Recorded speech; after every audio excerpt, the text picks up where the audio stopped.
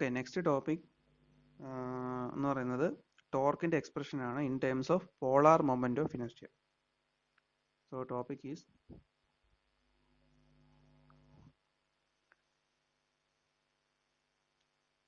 expression of torque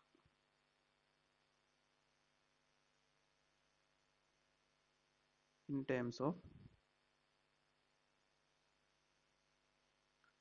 polar moment of inertia.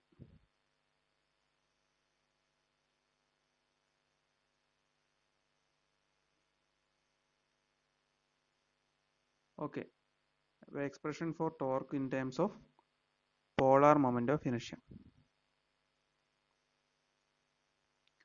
നമുക്ക് എങ്ങനെയാണെന്ന് നോക്കാം. നമ്മൾ പഠിച്ച ടോർക്ക് കണ്ടുപിടിക്കാൻ വേണ്ടിയിട്ട് നമ്മളൊരു ഡെറിവേഷൻ പഠിച്ചായിരുന്നു. അപ്പോൾ അതിനകത്ത് നമ്മൾ കൺസിഡർ ചെയ്തത് ഒരു സർക്കുലർ ക്രോസ് സെക്ഷനിൽ നമ്മൾ എലമെന്റിൽ റിങ് കൺസിഡർ ചെയ്തായിരുന്നു. എലമെന്റിൽ റിങ് എന്ന് പറയുന്നത് DA ഏരിയ ക്രോസ് സെക്ഷനുള്ള DA ഏരിയ ഉള്ള എലമെന്റൽ റിങ് ആണ് കൺസിഡർ ചെയ്തത്.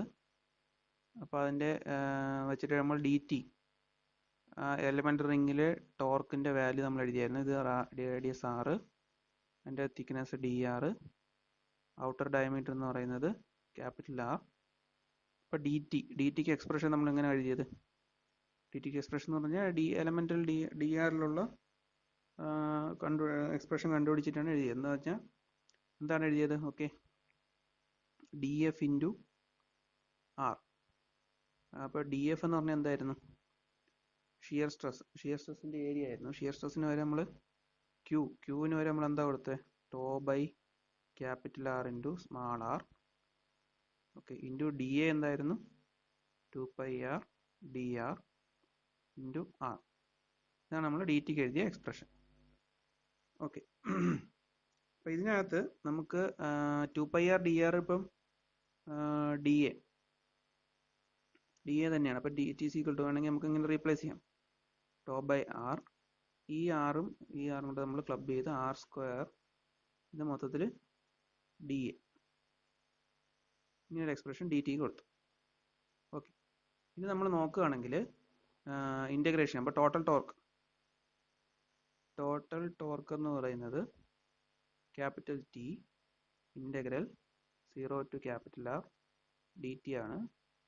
ഇൻ്റഗ്രേഷൻ കൊടുക്കുമ്പോൾ 0 ടു ക്യാപിറ്റൽ R, ഇവിടുത്തെ എക്സ്പ്രഷൻ നമ്മൾ റീഅറേഞ്ച് ചെയ്തതാണ്. Tau by R into R² DA. Okay, that is torque T is equal to integral tau by R എന്ന് പറയുന്നത് കോൺസ്റ്റൻ്റ് ആക്കി വെളിയിലെടുത്തു. അപ്പോൾ expression 0 to R² DA. Okay, അപ്പോൾ ഇതിനകത്ത് ഒരു കാര്യം, ഇപ്പോൾ പോളാർ മൊമെൻ്റ് ഓഫ് ഇനർഷ്യ എന്ന് പറഞ്ഞാൽ പോളാർ മൊമെൻ്റ് ഓഫ് ഇനർഷ്യ ഇപ്പോൾ ഡിഫൈൻ ചെയ്തേക്കുന്നത് ജെ എന്ന് പറയുന്ന ടേം വെച്ചിട്ടാണ്, ജെ എന്നുള്ള ലെറ്റർ വെച്ചിട്ടാണ്. അതെന്ന് പറഞ്ഞാൽ ഇൻ്റഗ്രൽ R² DA ആണ്. സോ ഇൻ്റഗ്രൽ R² DA എന്ന് പറയുന്ന ടേമിന് എനിക്ക് polar moment of inertia J ആയിട്ട് ഇക്വേറ്റ് ചെയ്യാൻ പറ്റും. അതിൻ്റെ വാല്യൂ എന്ന് പറയുന്നത് π/32 d⁻⁴ കിട്ടുകയും ചെയ്യും. ഇൻ്റഗ്രൽ R² DA നമുക്ക് ഓപ്പറേറ്റ് ചെയ്യാം. R³ ആവും. DA എന്ന് പറയുന്നത് 2πr dr കൊടുക്കാം. അപ്പോൾ R³ ആവും, R⁴. അങ്ങനെ നമുക്ക് ഓപ്പറേറ്റ് ചെയ്ത് കഴിയുമ്പോൾ ജെയുടെ വാല്യൂ π/32 d⁻⁴ എന്ന് കിട്ടും. സോ ഞാനിവിടെ ഇൻ്റഗ്രൽ R² DA സബ്സ്റ്റിറ്റ്യൂട്ട് ചെയ്യാൻ പോവുകയാണ്.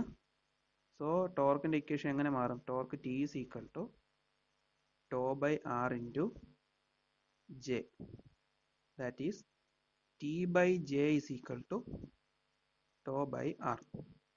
നമ്മൾ ഈ tau by R expression theory of pure ടോർഷനിൽ കണ്ടായിരുന്നു. ടോ ബൈ R എന്ന് പറയുന്നത് എന്തായിരുന്നു? കോൺസ്റ്റൻ്റ്. ആ വാല്യൂ എന്തായിരുന്നു? g⁻L. That is equal to എന്ത് കിട്ടി? T/J. ഈ ഒരു ഇത്രയും എക്സ്പ്രഷൻ ചേർന്നാണ് നമുക്ക് തിയറി ഓഫ് പ്യുവർ ടോർഷൻ അല്ലെങ്കിൽ ടോർഷൻ ഇക്വേഷൻ ജനറൽ എക്സ്പ്രഷൻ എന്ന് പറയുന്നത് കംപ്ലീറ്റ് ചെയ്യാൻ പറ്റുന്നത്. Where tau shear stress, R എന്ന് പറഞ്ഞാൽ radius of the circular cross section, G modulus of rigidity, theta angle of twist, length, L length of shaft, T torque transmitted, J polar moment of inertia. Thank you. Okay, അടുത്തതായിട്ട് പഠിക്കാനുള്ളത് polar modulus.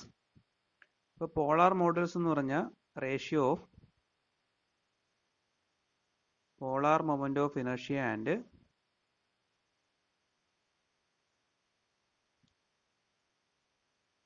polar moment of inertia and radius of the cross section. Okay, ഇവിടെ എന്താ എഴുതാം? Polar modulus ഞാനിപ്പം ZP വെച്ചാണ് represent ചെയ്യുന്നതെങ്കിൽ it is J/R, ratio of polar moment of inertia and radius ആണ്. ഇപ്പോൾ ഇൻ കേസ് ഓഫ് സോളിഡ് ഷാഫ്റ്റിനാണെങ്കിൽ J എന്ന് പറയുന്നത് പോളാർ മൊമെന്റ് ഓഫ് ഇനർഷ്യ എന്ന് പറയുന്നത് π/32 d⁻⁴. ഓക്കെ, അപ്പോൾ ഇതിൽ നിന്ന് നമുക്ക് ZP for solid shaft ZP എന്ന് പറയുന്നത് എന്തായിരിക്കും? അപ്പോൾ π/32 d⁻⁴ ഡിവൈഡഡ് ബൈ R എന്ന് പറയുന്നത് d/2.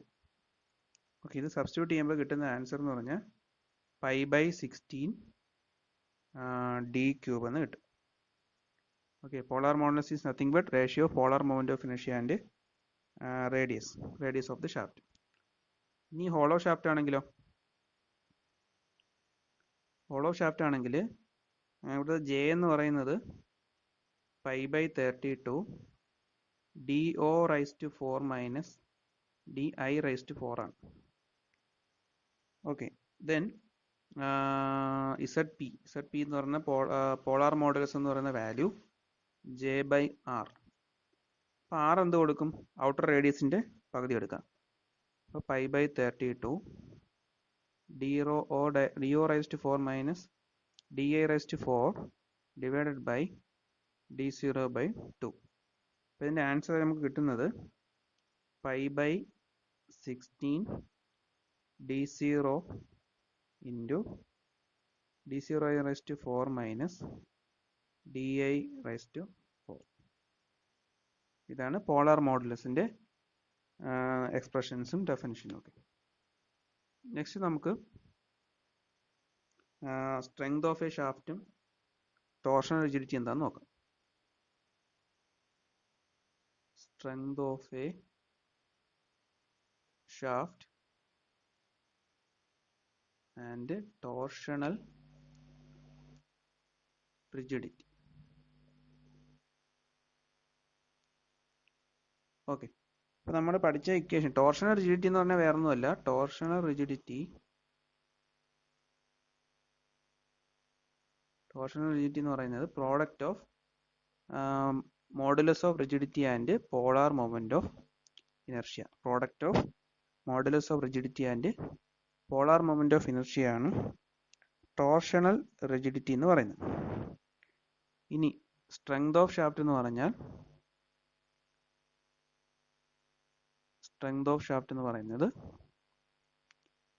it is the maximum torque or maximum power that the shaft can transmit. ഷാഫ്റ്റിന് ട്രാൻസ്മിറ്റ് ചെയ്യാൻ പറ്റുന്ന മാക്സിമം ടോർക്കോ മാക്സിമം പവറിനെ നമുക്ക് എന്ത് വിളിക്കാം? സ്ട്രെങ്ത് ഓഫ് ഷാഫ്റ്റ് എന്ന് വിളിക്കാം. Okay, so torsion rigidity G/J ആണ്. അപ്പോൾ നമുക്ക് നേരത്തെ ടോർഷൻ്റെ ഇക്വേഷൻ നമ്മൾ പഠിച്ചായിരുന്നു. T/J is equal to τ/R is equal to G⁻⁴L. എന്താണ് നമ്മൾ പഠിച്ച ഇക്വേഷൻ. അപ്പോൾ അതിനകത്ത് നമുക്ക് ഈ എക്സ്പ്രഷൻ പ്രകാരം നമുക്കൊരു എക്സ്പ്രഷൻ എടുക്കാം. അപ്പോൾ T/J is equal to G⁻⁴L എന്ന് എടുത്തു കഴിഞ്ഞാൽ എന്ത് കിട്ടും? T is equal to അല്ലെങ്കിൽ T into L divided by theta, that is equal to G into J എന്ന് കിട്ടും. That is G into J is equal to T into L by theta. അപ്പോൾ ഇതിന് നമുക്കൊരു ഇൻ്റർപ്രിട്ടേഷൻ വേണമെങ്കിൽ കൊടുക്കാം. ഇപ്പോൾ unit length L is equal to 1 ആവും. അപ്പം യൂണിറ്റ് ഇപ്പോൾ 1 റേഡിയൻ ആംഗിൾ ഓഫ് ട്വിസ്റ്റ് എന്ന് പറയുന്നത് യൂണിറ്റ് ആംഗിൾ ഓഫ് ട്വിസ്റ്റ് എന്ന് 1 റേഡിയൻ. അപ്പോൾ എക്സ്പ്രഷൻ വന്നു കഴിഞ്ഞാൽ എന്ത് സംഭവിക്കും? ഞാൻ ഇങ്ങോട്ട് മാറ്റി എഴുതുകയാണ്. G into J is equal to T എന്ന് കിട്ടും when L is equal to 1 theta equal to 1. Condition ഇതാണ്, അത് വിട്ടുപോകരുത്. ഓക്കെ, സോ നമുക്ക് എങ്ങനെ എഴുതാൻ പറ്റും?